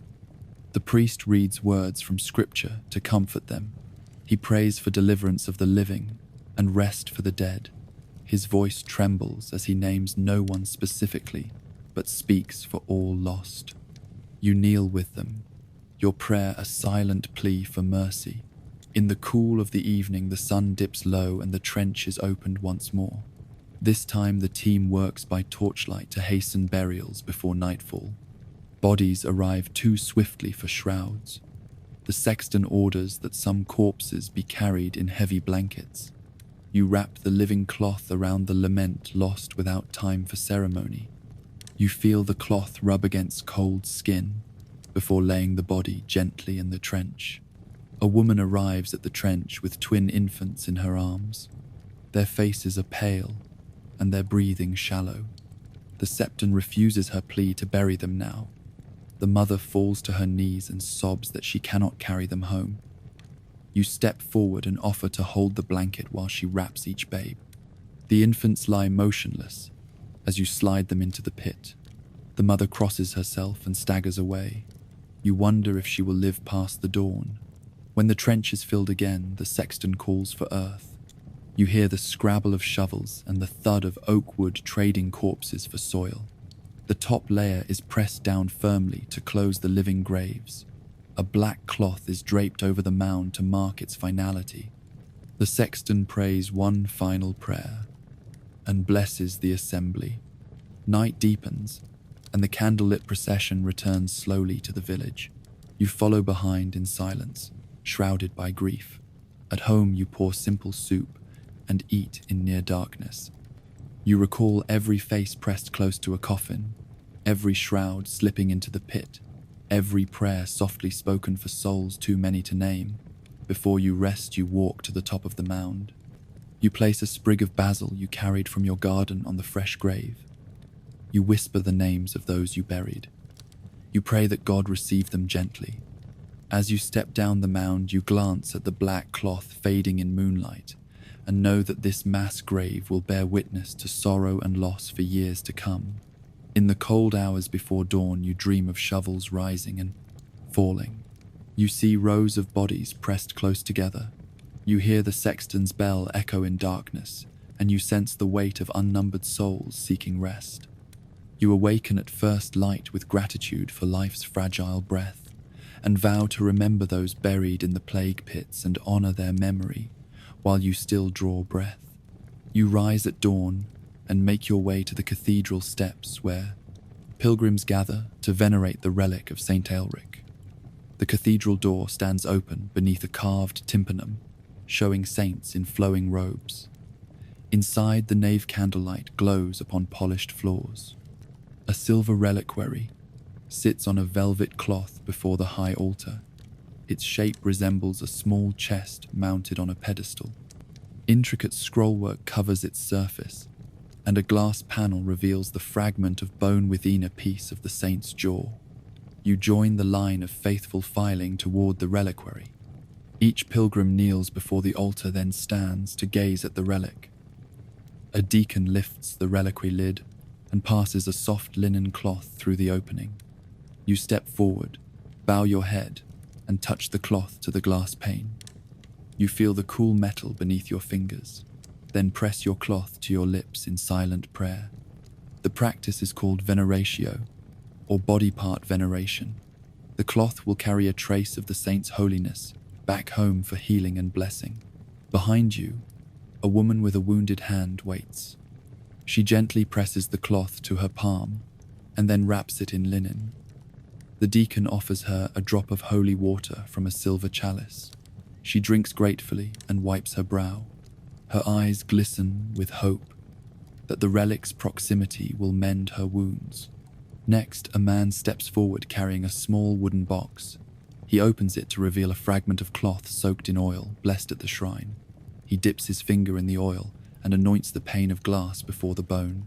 He then anoints his own forehead in the sign of the cross. He tells you that cloth and oil touched to the relic become sacramentals that bring comfort and strength on long journeys.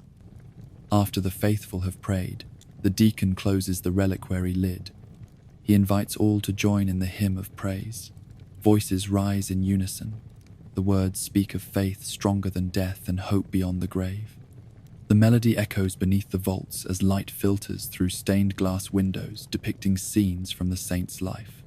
Once the hymn ends, pilgrims move to chapels lining the nave, where other relics await.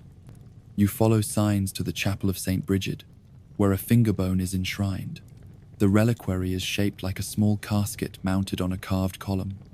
You kneel before the column, cross yourself, and touch the glass with reverence. A drop of water appears on the inside of the pane, as if summoned by faith. You leave a small offering of silver coins in a bowl at the chapel's corner. Beyond lies the chapel of the True Cross, where a fragment of the Holy Cross is kept.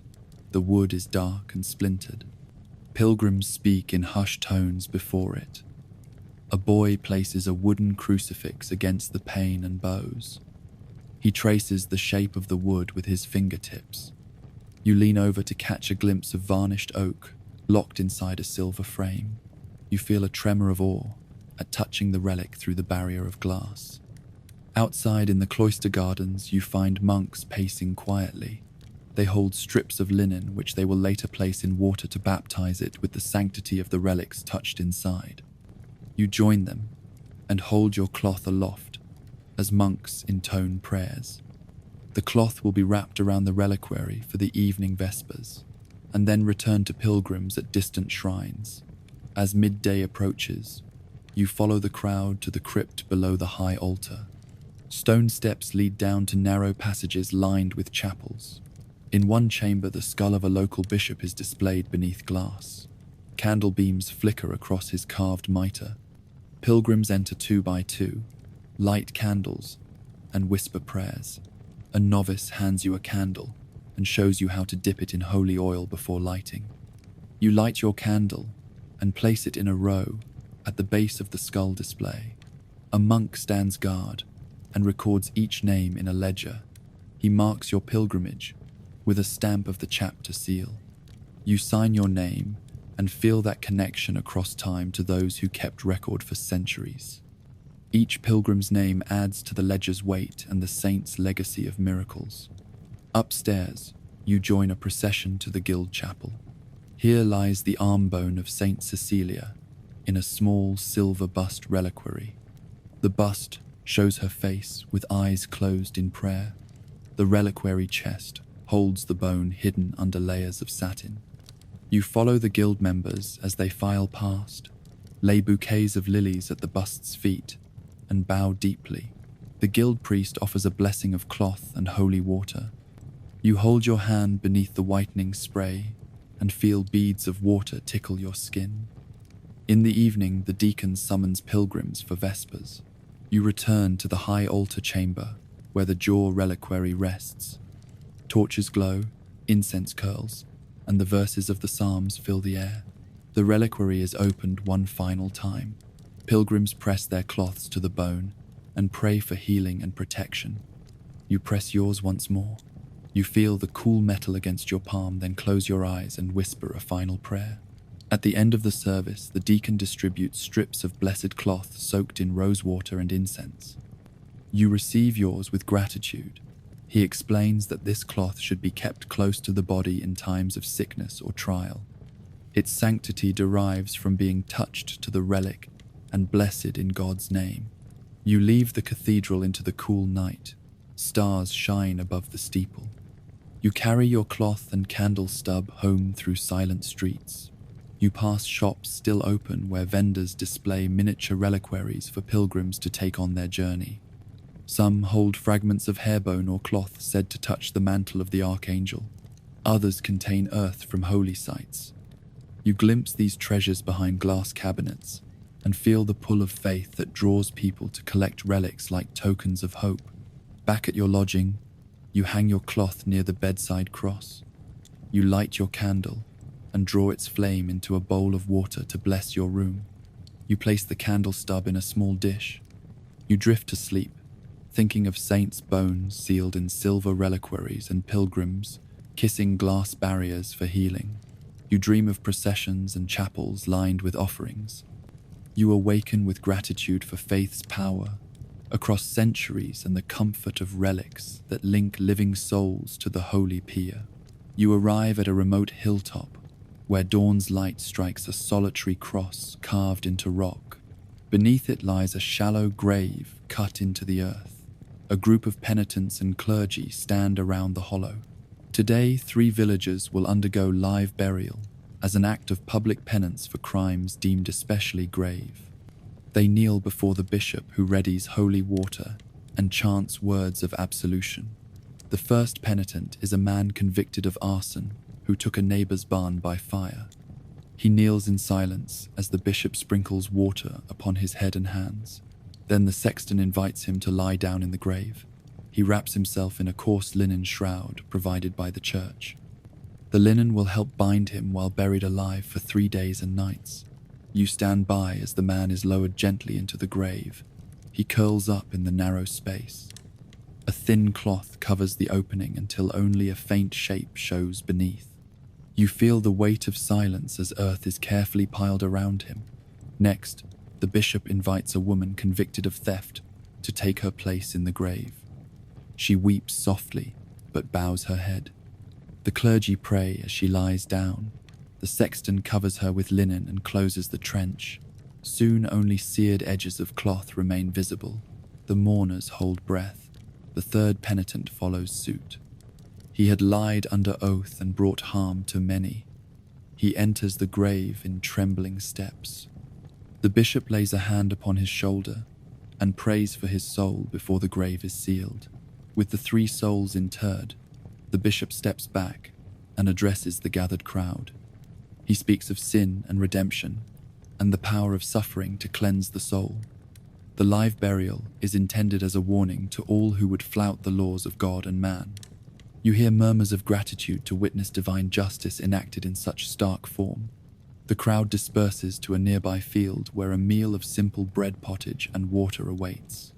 Clergy and penitents share the meal as one community. The penitents eat modest rations and pray quietly. Their food passes through the hands of a deacon who reminds them that their bodies must fast while their souls face trial beneath earth. As dusk falls, the crowd gathers again at the burial site. Torches flicker in the coming dark. The bishop leads prayers through the night, reading psalms of exile and deliverance. The penitents inside dig their fingers free of soil as they hear each verse. The earth above presses lightly upon the cloth as rains begin. You imagine how the weight settles on the shroud and how the penitents breathe beneath it. 3 nights later, the septon arrives at dawn with tools to open the graves. He calls the first penitent's name and then lifts the soil. The linen is damp with dew and earth falls away.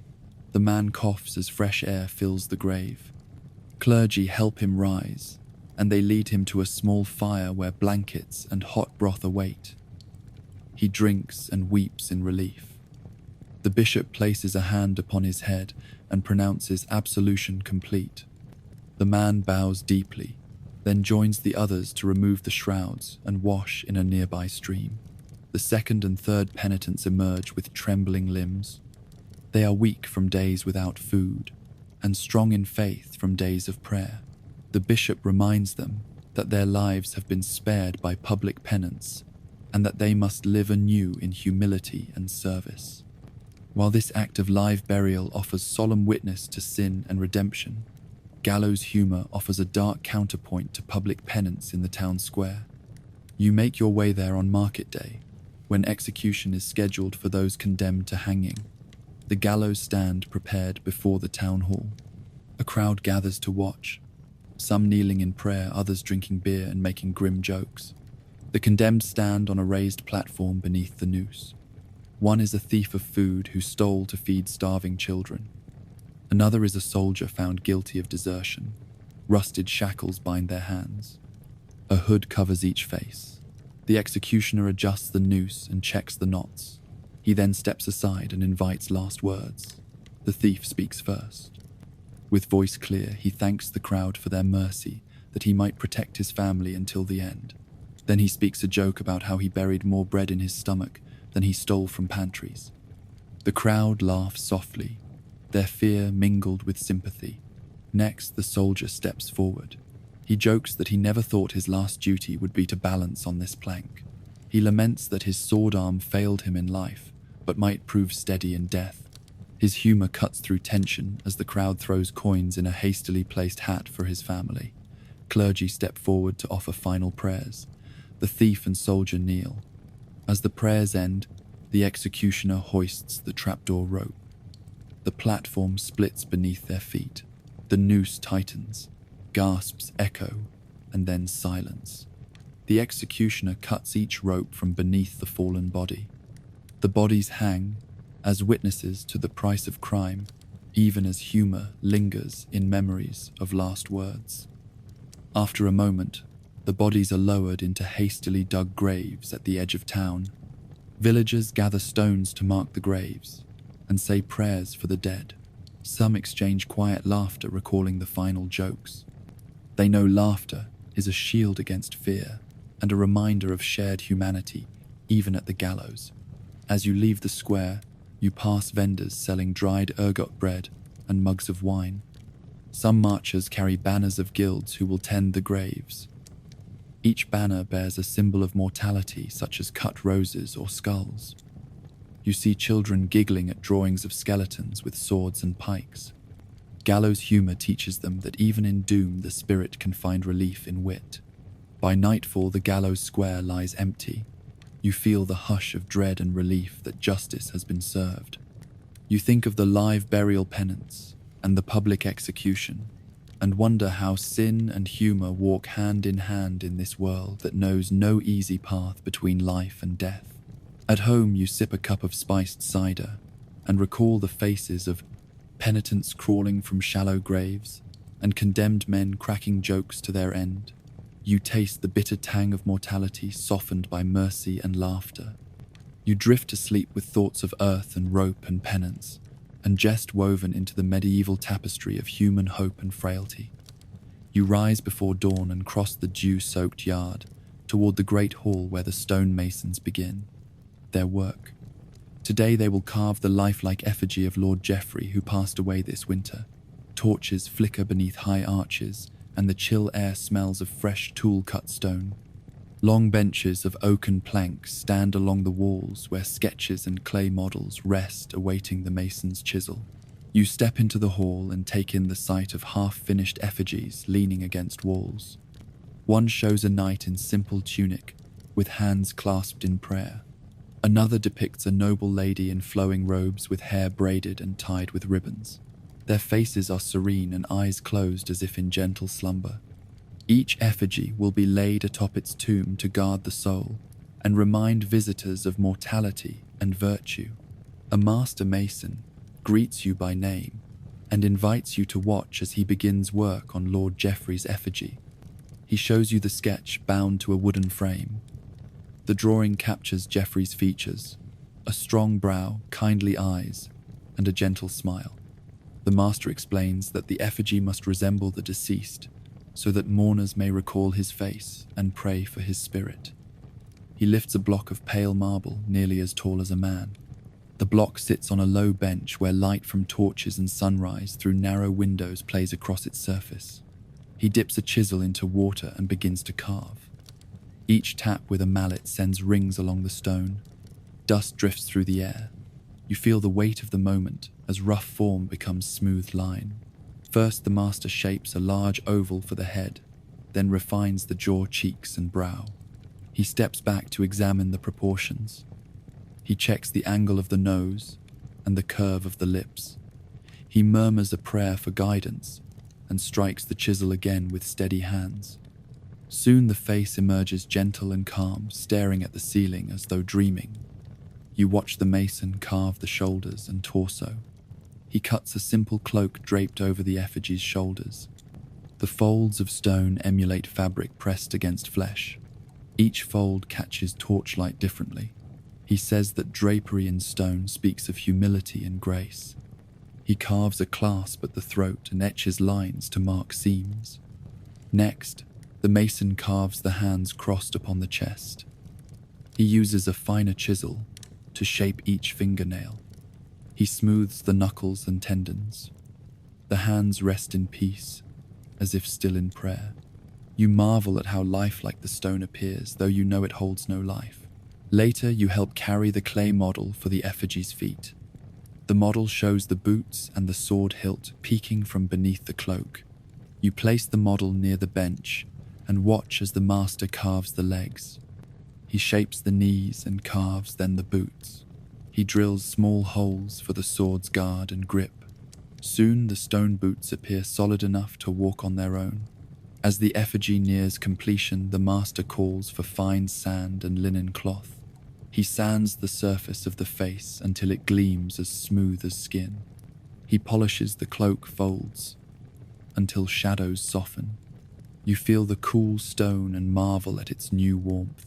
When the master declares the effigy finished, the masons carry it outside the hall to a platform where lantern light highlights every curve. A small group of clergy arrives to bless the stone before it is set upon the tomb. They sprinkle water and incense and recite psalms of resurrection. The master kneels and places a hand on the effigy's forehead. He prays for Geoffrey's soul and asks that this likeness guide prayers for centuries. That evening, you join the household for a viewing of wax death masks being displayed in the great hall. Tables have been set along the walls. Each mask rests on a velvet cushion beneath a glass dome. You see a mask of Lady Anwen, with gentle features locked in serene repose. Another mask shows a stern count with a furrowed brow and slight beard. A wax caster stands by his table and offers you a small dipper of candle-heated oil. He explains that wax was poured into molds taken from the faces of the dead within hours of death. The masks preserve every line crease and expression, so that family and friends may remember the final visage of their loved one. You approach the first mask and peer beneath the glass. You see eyelashes and slight lips pressed together. The color of flesh was mixed from crushed ochre and beeswax to match the skin tone. The wax caster smiles as he adjusts a small lamp to shine on the mask's cheek. He says that these masks remind viewers that death ends only the body's breath but not memory. As you move down the row, you notice one mask bears a child's face. Small features and soft cheeks carved in wax speak of life ended too soon. The parents stand nearby, wiping tears from their eyes. They speak softly of the child's laughter and candlelit prayers. You feel the hush of sorrow and the weight of remembrance. In front of another glass dome, you see a mask of the town physician. His face is calm, yet eyes hint of wisdom, and long nights spent healing the sick. He was lost to plague while tending to neighbors. His wax mask is touched by a young healer who bows her head and whispers a vow to carry on his art. You sense the bond between life and death, teacher and disciple. Across the hall, a sculptor shows you a process of making a new wax mask. He mixes wax with flower oil and pigments, then pours it into a plaster mold taken from a living volunteer. He lets the wax set and peels it away. You slip the new mask on a juvenile bust for display. You help refine the edges and paint lashes and eyebrows. The sculptor says that practice on the living hones his skill for capturing the dead's features. As the night deepens, the household gathers to observe both stone effigy and wax masks. Guests walk around the effigy and torches glow and pause before each mask. They speak of memories and prayers. A bard recites verses, comparing mortal clay to living flesh and to wax that holds a fleeting breath. His words echo beneath vaulted rafters. When the night's ritual ends, candles are extinguished and glass domes covered. You return home beneath starlight and feel the echo of chisel taps in your bones. You think of stone carved to resemble flesh and wax shaped to hold a final expression. You know that these lifeless forms carry living memories and beckon prayers across the boundary of death.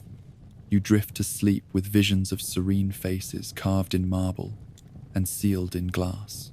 You dream of hands clasped in prayer and hollow eye sockets filled with candle glow. You awaken grateful for the art that honors the dead and consoles the living. Imagine waking before dawn to stand beside a fresh grave and press your hands into cold soil as torches cast flickering light over a body bundled in linen. Picture yourselves kneeling at a large pit heaped with plague victims day after day, wrapping each in a shroud and tossing bodies like new stones into a yawning trench. Envision joining a midnight procession of skull masks and fiddles, stepping in time with dancers painted on chapel walls, the music echoing your own heartbeat in the dark. Now ask yourself, could you endure a world where sin and penance meant being buried alive in a narrow grave for days, where medicine meant drinking dust of human bone, where effigies of marble gazed down with painted eyes, and wax masks revealed your final expression? No modern soul could survive these medieval death rites without shattering mind and body alike. We carry expectations of privacy, dignity, and care for the dying. We expect doctors in clean coats, machines that banish pain, and coffins carried by pallbearers in solemn procession. We count each life in statistics taken by burial homes that promise marble monuments and carefully arranged services. Yet medieval Europeans faced death daily, in plague famines, raids, and ritual punishments. Their ceremonies grew from necessity, fear, and faith in equal measure. Begin with the vigil beside the fresh corpse. Today you might sit quietly with a loved one, played their favorite music, whispered prayers for peace. The medieval vigil meant hiring leeches to draw blood from a corpse to divine the soul's fate. Humours once bound in flesh were drawn out in clotted bodies and measured by an elder's eye. You would be asked to poke a finger beneath a swollen eyelid to learn of unseen omens. Your ghastly duty would be repeated at dawn and dusk, privileged yet repelled by the corpse's smell and uncanny presence. Modern sensibilities recoil at such close intimacy with death's vessel. No funeral home will invite you to strip and shift a corpse's limbs to read its messages. Then consider the dance of death. A fresco of skeletons leading nobles through mock revel was meant to teach that death spares neither king nor beggar. You would join villagers in skull masks, dancing and jigging through streets, forcing smiles for gallows humor, even as torches reveal hollow eye sockets. Today, a flash mob dance might raise spirits in a public square, but nothing so macabre would ever pass a modern city council. We limit costumed reenactments to Halloween and close boundaries at night. We have no stomach for dancing with the dead. Inside charnel houses, you would sort bones and rattling skulls on cold stone shelves. You would shake loose fragments in linen bundles to awaken the spirits, and reseat them on benches carved for their repose. We balk at archaeological exhumations, yet these rites bound community memory and made room for new burials. No modern parish will open vaults to squeeze centuries of ancestors into a narrow chapel. We demand respect and scientific study, not hasty rituals that trade dignity for practical space. Medicine came from the corpse as well. Bones were ground to dust and drunk in wine to quell convulsions. Skulls were powdered into salves for wounds. Mummy resin was crushed into potions. Teeth were ground to treat toothache in the very mouth where they fell out. Could you swallow bitter bone dust, trading nausea for hope of cure? Modern clinics offer sterile tools, anesthesia, pain relief. We understand pathogens and banish any contact with human remains. We would recoil from such bedside curatives. Coffin rotation in family vaults meant exhuming ancestors to pile their bones in the communal ossuary, then reuse vault space for the living. We admire ossuaries as tourist curiosities in distant lands, but our modern cemeteries hire contractors to dig graves new each season. We send cremains to a niche or scatter them at sea before we ever disturb a loved one's remains. The medieval way demands physical strength and ritual care, yet no city safety code would allow untrained workers to break stone slabs and sift compacted shrouds. Self-mummification by hermits, sealed in crypts alive with resin and wax, was the ultimate act of saintly endurance. The hermit prepared months of diet and ritual, then coated himself in resinous unguents and wrapped his body in linen before closing himself in stone. He faced hunger, thirst, pain, and fear in utter darkness to preserve his corpse intact as a relic. Today, any such act would be regarded as suicide, barred by medical professionals, social services, and mental health laws. No modern soul would embrace such torture to earn holiness. The funeral feast beside an open coffin paired mourning with rich roast meat and clinking goblets of spiced wine. Guests sat feet from their dead neighbor's shroud and tossed clay bricks into the grave as tokens of luck. We host memorial dinners after burial or cremation, but never dine above a reopened grave. The medieval fusion of feasting and burial would unnerve us. Our modern etiquette insists separation of table and tomb. Plague pits demanded bodies buried by cartload with minimal ceremony. Entire families vanished in days, shops closed, bread rations rotted as gravediggers labored under threat of contagion. The living wore no protective suits and handled the dead with straw tools and vinegar washes. We now cordon off quarantine wards, use protective gear, and delegate mass burials to government agencies. The raw exposure to death's scale would break any modern psyche. Veneration of relics, inserted fragments of bone into silver reliquaries for pilgrims to kiss glass barriers. tooth or jawbone passed by cloth remained holy. We revere icons and manage crowd control at shrines, but biting a glass pane or receiving oil soaked with saintly dust strains our comfort zone. We prefer digital souvenirs, not bone fragments scraped from crypt walls. Live burial as penance for sin, or public hanging for crime, blended fear with gallows humor. Live burial meant days of darkness pressed into earth, fasting, praying for deliverance. No modern legal system allows quasi-capital punishment for penance. Hanging remains a capital sentence in few regions, never mixed with jokes or torchlit crowds ringing the scaffold. We bundle prisoners in cells and reserve punishment for courts, not tribunals held beside town squares. Tomb effigies and wax death masks may survive as museum pieces, but medieval display of a recently dead noble's features in glass domes would horrify modern morticians. We commission funeral porcelain masks only in Gothic fiction.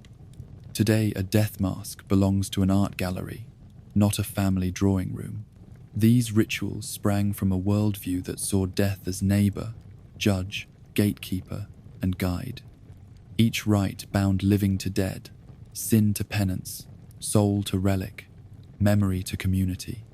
The modern ethos separates life from death, living from corpse, science from superstition.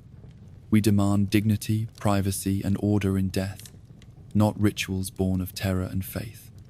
We sanitize and distance ourselves from decay, trusting medicine and cremation over corpse cures and mass graves. So ask yourself again, could you stand before a fresh corpse and grant it the gift of leech blood divination? Could you embrace a skull-faced mask and dance in a churchyard at night? Could you sort bones in stale crypt air, bottle mummy powder in your back room, or live inside a tomb to join the ranks of saints?